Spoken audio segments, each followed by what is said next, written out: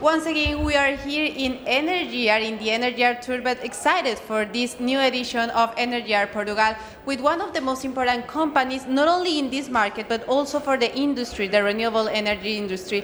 I'm talking about R.Power, and to talk about this amazing company, I have the pleasure to say hello today to Renato Carvalho Viana. He's head of Portugal of the company. Thank you for being here today with us. Thank you for the invitation, Catalin. Well, Renato, let's start talking about the Portuguese market. How do you evaluate this market right now? How do you see the situation, not only for this year, for the upcoming years? Well, the Portuguese market as of today is hot on the level in which investment is being made for sure in all technologies. Obviously, solar has been the biggest component for the past, I would say, 5 years. But at the same time, wind has been, and hybridization in particular, and co-location, as you put in some other markets, has been quite important for all promoters and all the sector in general.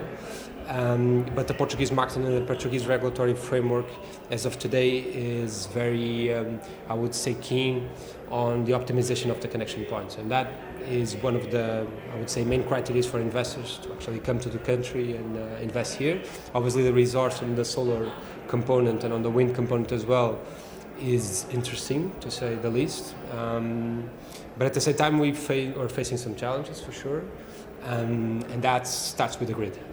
So, if you want to go further on that one, yeah, because this is important, because once you identify the challenges, you can come over the challenges. Yeah.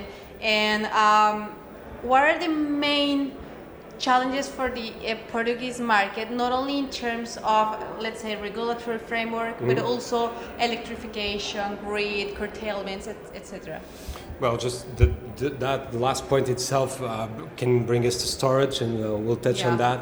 But okay, let's start by electrification. So electrification, it is needed for not only the grid but the country itself, and the forces are moving ahead on that specific level. The government has been updating the regulatory framework for the grid to be updated on the technical level and on the reinforcement of its capacity.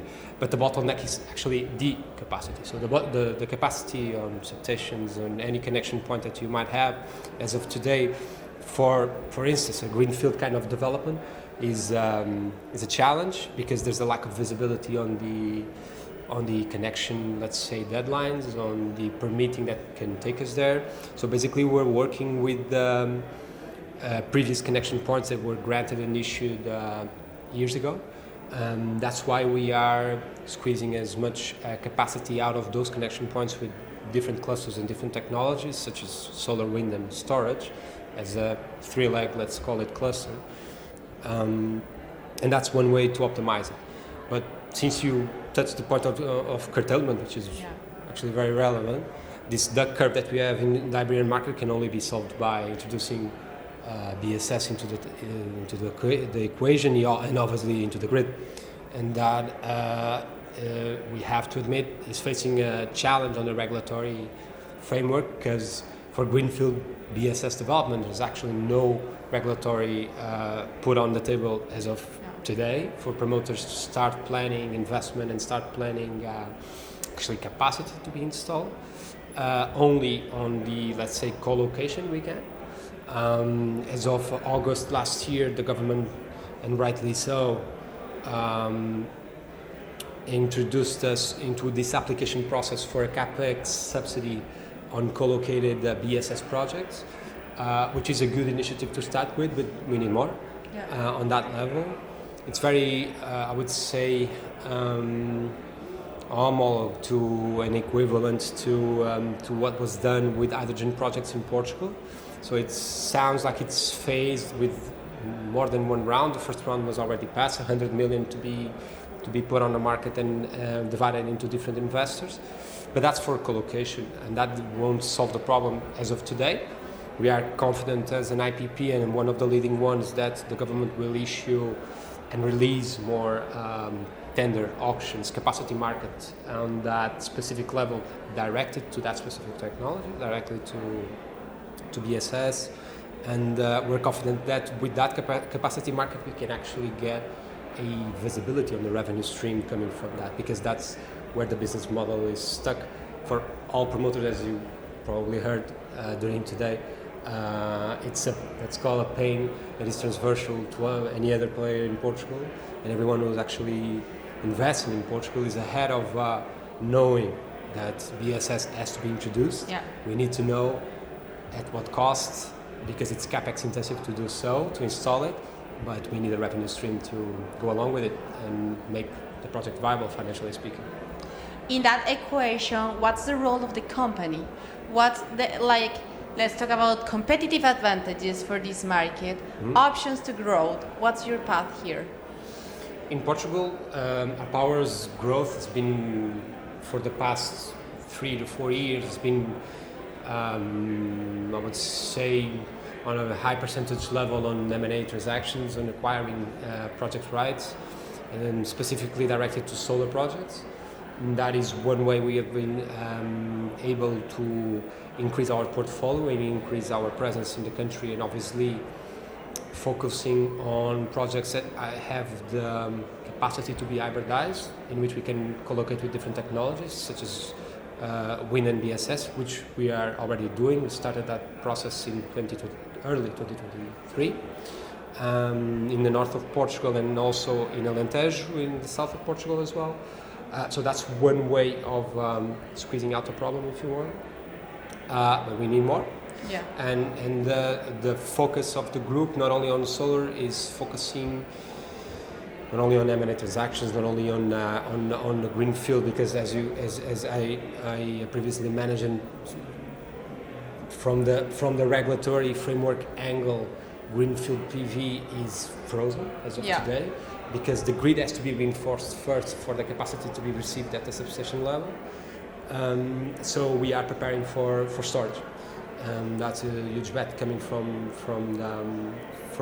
the central headquarters, from all 6 geographies we are in, and specifically in Portugal as well, because again, curtailment is an issue, and we're here to be part of the problem.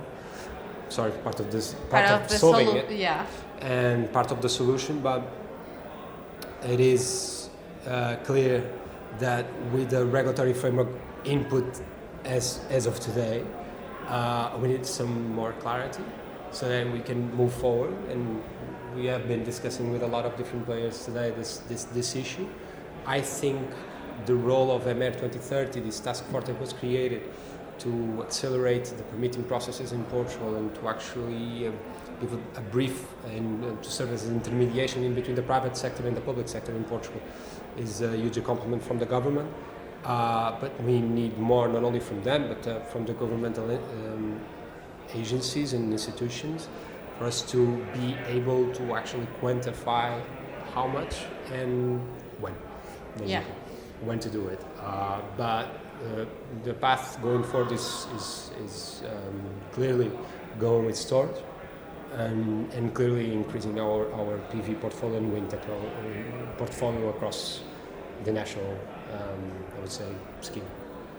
Renato, last but not least, what means to be here in this new edition of Energyear Portugal? Because it's interesting to have companies as that important as R.Power. So, what's your opinion about this opportunity? About to be here? the conference itself, and this is a great opportunity for promoters, investors, local entities, and law firms to actually debate, discuss, and get into some kind of consensus on the next step for the market to move forward. That's obviously the best, I'd say, added value to being here and having these discussions with very interesting promoters, very interesting developers, and even engineering companies as well. And that's what we are keen on doing, is actually creating partnerships, not only for co-development purposes with developers, but actually with renowned engineering companies that can actually work with ourselves. And as you know, nobody works alone, and we certainly don't. But we choose our best partners to grow portfolio, and that's where we meet them. It's in Energyear and so on. Well, thank you, Renato, for being here today in the cameras and microphones of Review Energy. Thank you. Thank you.